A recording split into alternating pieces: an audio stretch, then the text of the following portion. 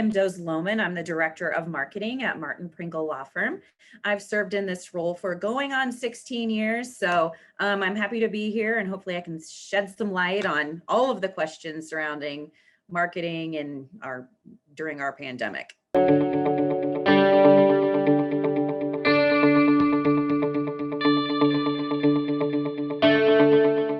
I think for us, it's more about staying top of mind. I mean, we have a really consistent message in our brand. So I'm not real concerned right now with maintaining our brand per se, because that is consistent and I think well known in our market. For me, it's mostly about staying top of mind to our audience, and as people come out of COVID and are ready to use legal services again, just being the law firm that comes to mind when they're ready to do that.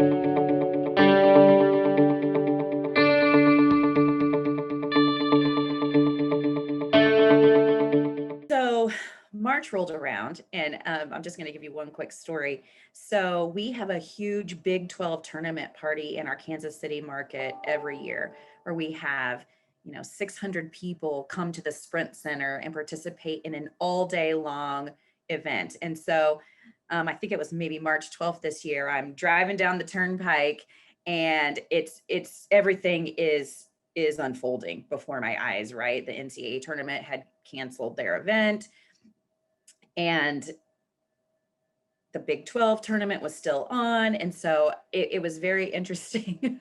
So that event literally crumbled as I'm standing in the Sprint Center. And at that point, there was no way for me to reimagine the event.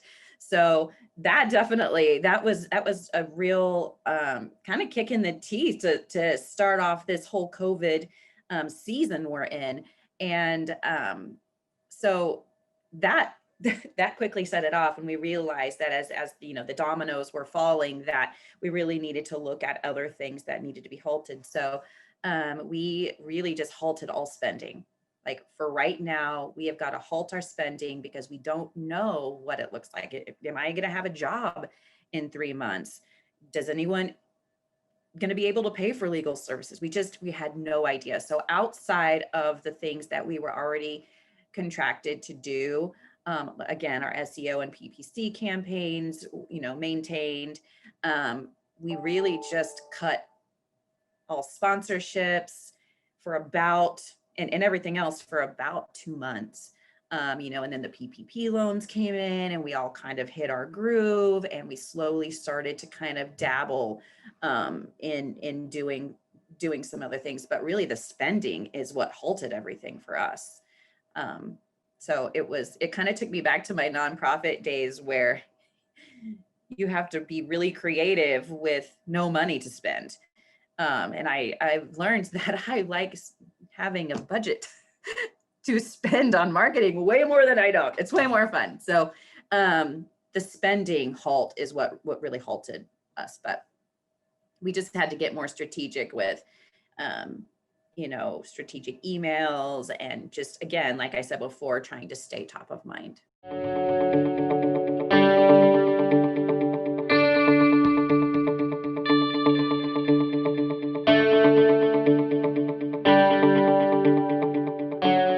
That's really interesting, because we've got a really heavy litigation practice, and then we also have a really strong transactional practice. So, as we look at estate planning and, employment law, which is litigation, but also, employment law counseling and business advising, the litigation halted. All of our litigation clients, most of our litigation clients were, please stop, we're billing on our matters. We are, our legal teams were all furloughed.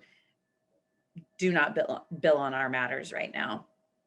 And courts were closed. I mean, courts still aren't open all the way for trial. So, the litigation aspect of our practice did definitely pull back.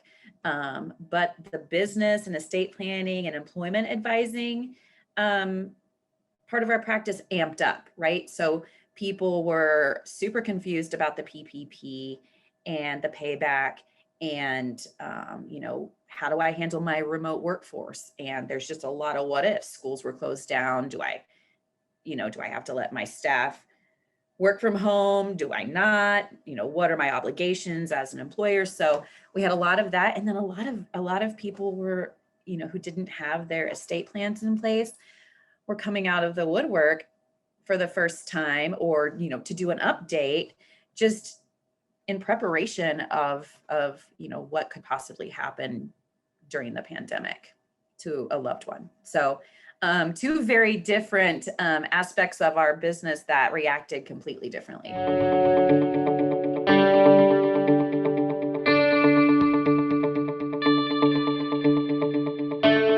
We haven't really been able to have anything in person. So, like I said before, we have stepped up some more strategic email exchanges. We early on, when the PPP first came out, we partnered with a local accounting firm and a local bank, and we had our attorneys and bankers and accountants do a couple of Zoom webinars to answer questions about the PPP. And so, we had really great attendance on those, like 150, 160 people virtually with 3 days notice. That's the interesting thing that I've learned is, as we typically have planned webinars, or not webinars, seminars, the invitations have to go out 3 or 4 weeks in advance, and the catering has to be lined up, and the venue. It's way quicker. And we can do webinars on the fly with very little preparation, because we're not doing the PowerPoint, and we're not putting all of that marketing flair on it. It's really just about getting the information to the clients in an easily digestible way that they understand and that they can, implement in their business immediately. That's the thing about COVID for us, is that everything was happening so fast, and people had questions about, how does this affect my business? Should I take the loan? What does that look like? What tax implications are there? So it was nice that we were able to organize those kind of on the fly and really get some great traction, and then collaborate with some local businesses that then we had access to their clients that maybe we aren't doing work for. So then it got us in front of like-minded business clients that maybe we hadn't been before. Other than that, the fun stuff. So we have a ladies event every year that we do the night of the Holiday Galleria premiere party.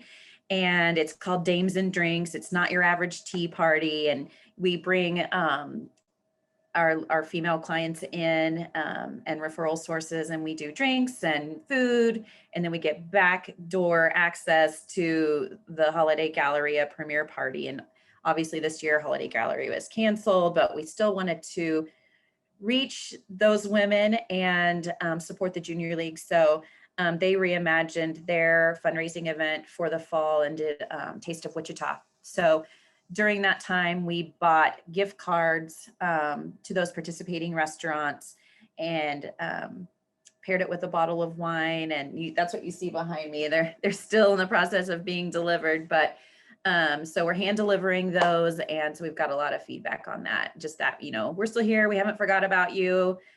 We hope you're getting through this, and we hope to see you next year. So that's been a fun one.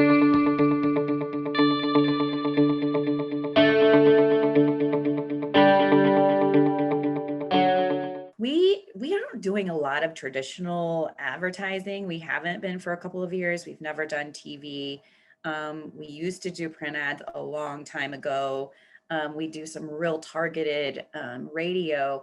So for me, it's been really about our online campaigns, which Kelly's husband, John, had the pleasure of teaching me about 7 years ago what all of this meant. He probably hasn't recovered.